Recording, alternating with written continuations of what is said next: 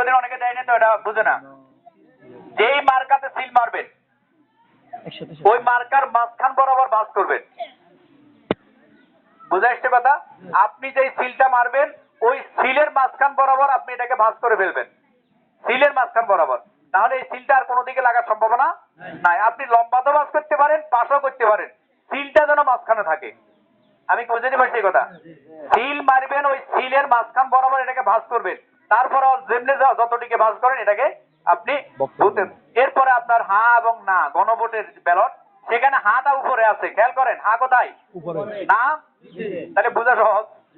আমরা যখন এই সংসদ শুনতাম আর কি মাঝে মাঝে, তখন দেখতাম যে স্পিকারে বলতো যে যারা যারা এই প্রস্তাবের পক্ষে আছেন তারা হা বলুন। তো ওরা বুঝতো হা যদি জোরে বলে হা বলতে হবে সবাই, সবাই বুঝে না।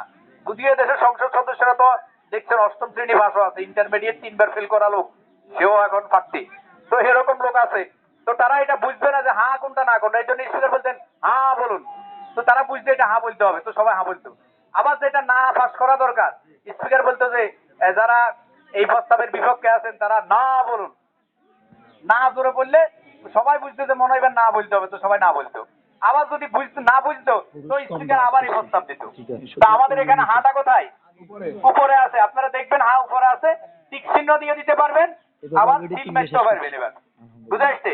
আপনার সিলটা ওই বরাবর মেরে, ওই আমি বারবার বলছি কথা যে সিল মারার পরে সিলের মাঝখান বরাবর কি করবেন, ভাঁজ করবেন। সিলের মাঝ, সিল তো ছোট, এই সিলের মাঝখান বরাবর আপনি লম্বাতে ভাঁজ করেন, পাশে ভাঁজ করেন, আর কোনো অসুবিধা নাই। কিন্তু সিল মারলেন এক জায়গায়, ভাঁজ করলেন আরেক জায়গায়, তখন দুই প্রার্থীর মধ্যে সিলের কালি লাগিয়ে যেতে পারে। কালি শুকাইতে একটু সময় লাগে।